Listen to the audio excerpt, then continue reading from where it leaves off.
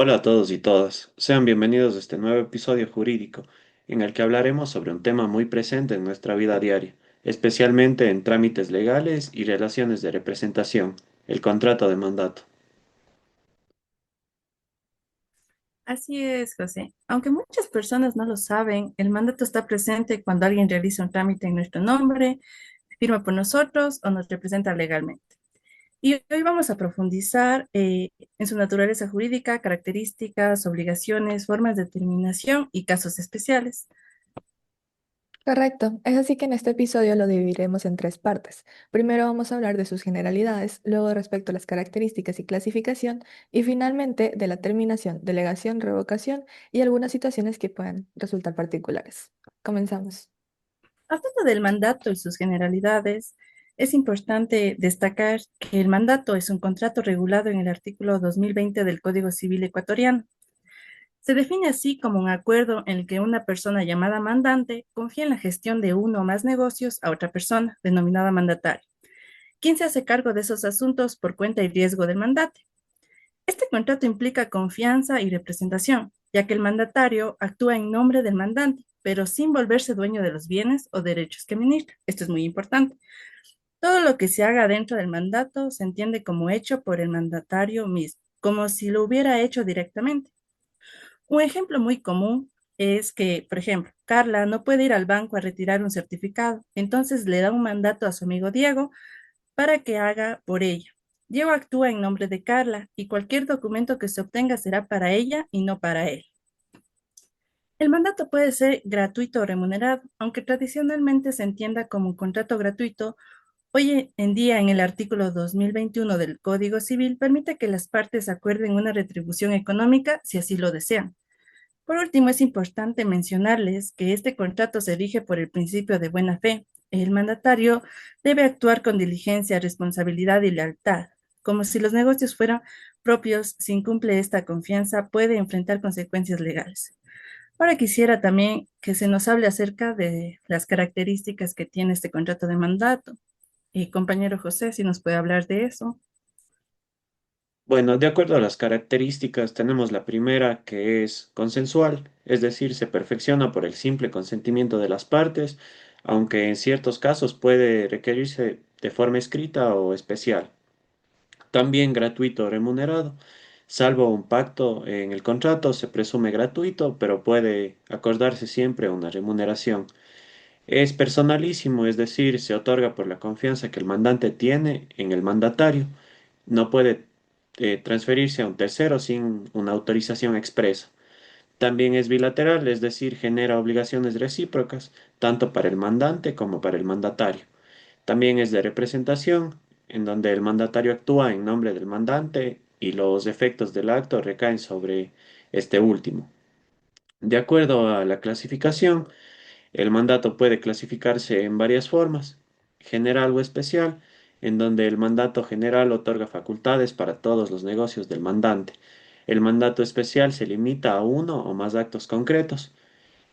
Bueno, con representación o sin ella, en el mandato con representación, el mandatario actúa expresamente en nombre del mandante, y en el mandato sin representación, los actos se hacen a nombre del mandatario, aunque los efectos finalmente recaen sobre el mandante. También tenemos que es judicial o extrajudicial.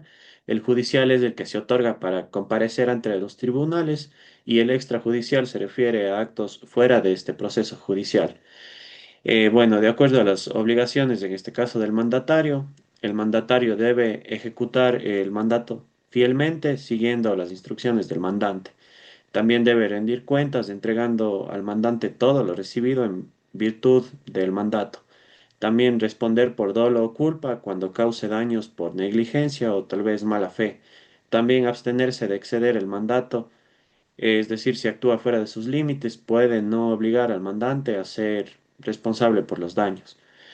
También tenemos las facultades del mandatario, en donde en este caso el mandatario puede realizar todos los actos necesarios para cumplir el encargo, salvo que el mandante lo haya limitado.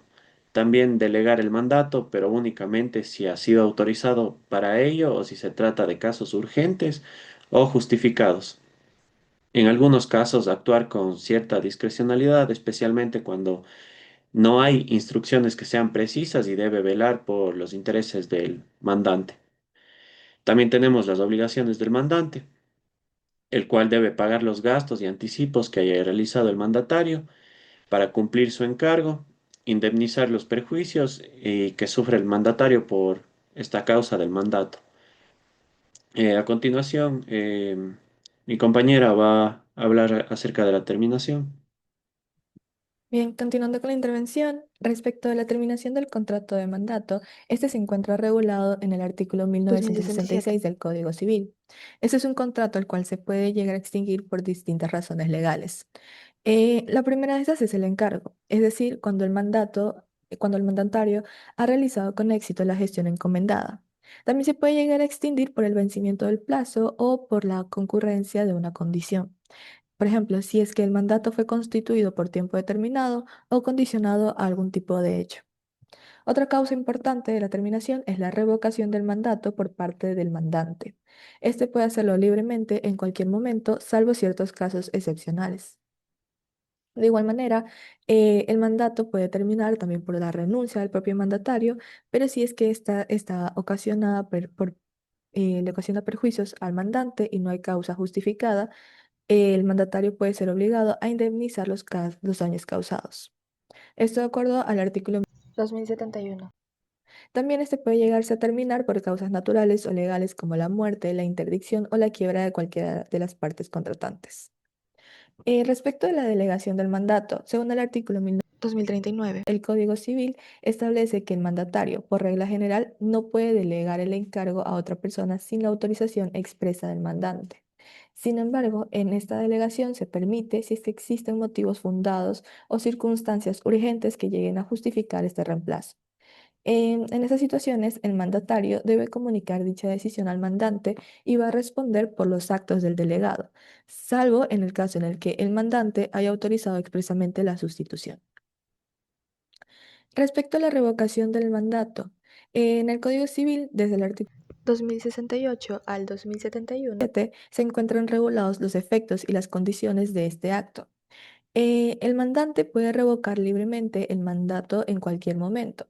No obstante, esta revocación deberá ser notificada al mandatario y a los terceros que puedan estar interesados, ya que mientras no se tenga el conocimiento de ella, los actos que hayan sido celebrados por el mandatario van a seguir siendo válidos frente a los terceros. Además, en el caso en el que el mandatario es revocado, luego de haber comenzado el encargo, puede exigir una remuneración proporcional o cierta indemnización por los gastos o trabajos que hayan sido realizados hasta ese momento. En los casos donde el mandato se otorga mediante una escritura pública, también deberá ser necesaria la revocación de la misma forma para que ésta pueda tener plena validez legal. Por último, existen ciertas situaciones particulares que llegan a modificar las reglas generales del mandato. Por ejemplo, en el artículo 2033 se establece la existencia de los mandatos irrevocables, los cuales no podrán ser revocados con total libertad por el mandante si es que existe un interés ilegítimo del mandatario o de un tercero en la continuidad del encargo. Este tipo de mandato es común cuando el mandatario es también el acreedor del mandante o actúa para asegurar derechos propios. También aquí es importante considerar que el mandato puede ser tácito o verbal, pero si se trata de ciertos actos que requieren solemnidades legales, como por ejemplo la administración de bienes raíces, esta deberá de otorgarse de forma escrita o mediante una escritura pública. Otro aspecto es la distinción entre el mandato con representación y sin representación. Por ejemplo, en el primero, el mandato va a actuar a nombre del mandante, mientras que en el segundo se lo hace a nombre propio, pero con los efectos jurídicos dirigidos hacia el mandante.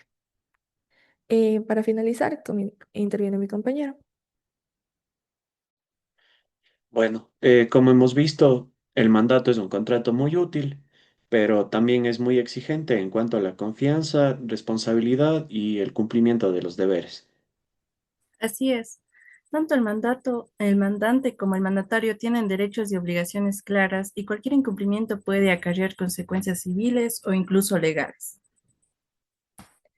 Bien, hasta aquí todo. Esperamos que esta explicación les haya quedado claro y haya sido útil para ustedes. Gracias por acompañarnos y escucharnos en esta ocasión.